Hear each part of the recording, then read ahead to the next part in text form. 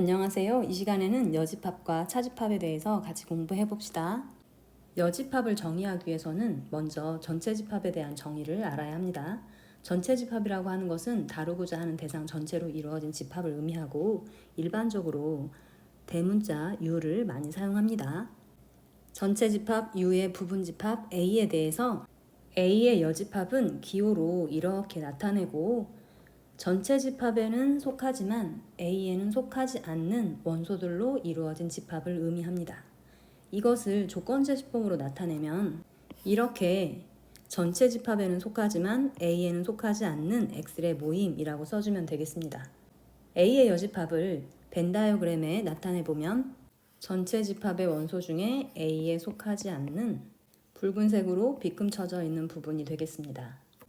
예를 들어 10 이하의 자연수가 전체 집합이고 6의 약수들의 모임이 집합 A, 짝수들의 모임이 집합 B일 때 A의 여집합을 구하라고 하면 전체 집합의 원소에서 A의 원소인 1, 2, 3, 6을 제외한 나머지 원소들을 써주면 되겠습니다. 마찬가지로 B의 여집합을 구하라고 하면 전체 집합에는 속하지만 B에는 속하지 않는 홀수들로 이루어진 집합을 써주면 되겠습니다. 지금까지 여집합에 대해서 공부해 봤는데 집합의 연산을 할 때 자주 보이는 여집합이 들어가 있는 등식을 몇 가지 살펴보도록 하겠습니다. 선생님이 여기 한꺼번에 써봤는데 벤 다이어그램을 통해 간단히 확인할 수 있습니다. A 여집합의 여집합, A 여집합이 이 부분이므로 여기에 속하지 않는 원소들은 A에 속하는 원소들이 되겠죠. 전체 집합의 여집합, 전체 집합에 속하지 않는 원소는 하나도 없습니다. 그리고 공집합의 여집합, 당연히 하나도 없는 것의 여집합이니까 전체 집합이 되겠죠. 여기 A와 A 여집합의 합집합이므로 전체 집합이 되고 여기 A와 A 여집합은 겹치는 부분이 하나도 없습니다. 두 번째 차집합에 대해서 공부해 봅시다. 차집합은 이 기호를 사용하고 이것은 A에 대한 B의 차집합이라고 합니다. A에 속하지만 B에 속하지 않는 모든 원소로 이루어진 집합을 의미합니다. 이것을 조건제시법으로 나타내보면 이렇게 써지는데 이것을 벤 다이어그램에 나타내보면 A에는 속하지만 B에는 속하지 않아야 하므로 A의 원소 중에 B와 겹치는 부분을 빼줘야 합니다. 그래서 A 차집합 B는 이 부분이 됩니다. 여기 나와 있는 예에 적용해보면 A 차집합 B는 A의 원소 중에 B와 겹치는 원소들을 뺀 1과 3으로만 이루어진 집합이 되고 B 차집합 A는 B의 원소 중에 A와 겹치는 원소를 뺀 4, 8, 10으로 이루어진 집합이 됩니다.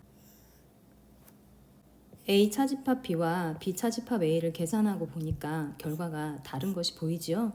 이 예를 통해서 우리는 합집합, 교집합과 달리 차집합에 대하여는 교환법칙이 성립하지 않는다는 것을 확인할 수 있습니다. 예를 통해서 차집합을 계산해 봤는데 조건제시법을 조금 더 살펴보도록 하겠습니다.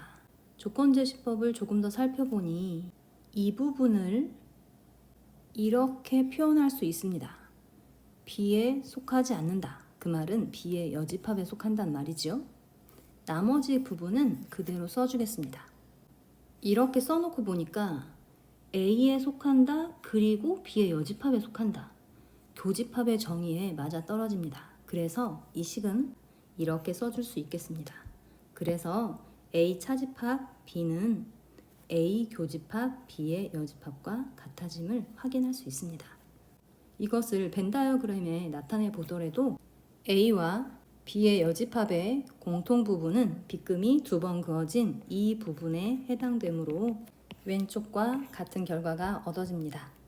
집합의 연산을 할 때 차집합이 나오면 교환법칙이나 결합법칙, 분배법칙 등을 사용할 수 없기 때문에 A 교집합, B 여집합으로 바꿔놓고 계산하시기 바랍니다.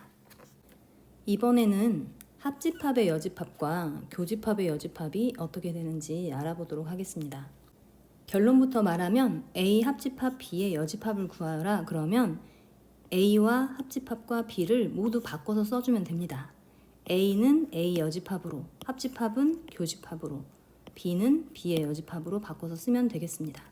마찬가지로 A 교집합 B의 여집합을 구하여라. 그래도 A 교집합 B를 모두 다 바꿔서 쓰면 됩니다. A는 A 여집합으로, B는 B의 여집합으로, 교집합은 합집합으로. 벤 다이어그램에 나타내 보아도 A 합집합 B가 이 부분이기 때문에 A 합집합 B의 여집합은 이렇게 표현이 되고, 이 부분을 벤 다이어그램에 나타내기 위해서 A 여집합 부분을 표시하면 빗금근 이 부분이 되고, B의 여집합을 나타내면 이 부분이 되므로 교집합 부분은 빗금이 2번 그어진 붉게 칠해진 부분이 되어 왼쪽과 같은 결과가 얻어집니다. 이 식도 좌변을 먼저 나타내 보면 교집합의 여집합이므로 이렇게 나타내지고, 우변은 위에서 했던 것처럼 A 여집합과 B 여집합을 표시한 후 합집합을 구하는 것이기 때문에 빗금이 한 번 이상 그어진 부분을 찾으면 되겠습니다. 그래서 이 식이 나타내는 부분은 여기에 붉게 칠해진 부분이고 왼편과 같은 결과가 얻어집니다. 방금 살펴본 이 두 개의 식은 드모르간의 법칙이라고 이름 붙여져 있습니다. 이번 시간에는 여집합과 차집합, 그리고 여러 가지 법칙들에 대해서 배웠는데, 오늘 배운 내용들을 잘 기억했다가 집합에 연산해서 적절히 잘 활용하시기 바랍니다. 수고하셨습니다.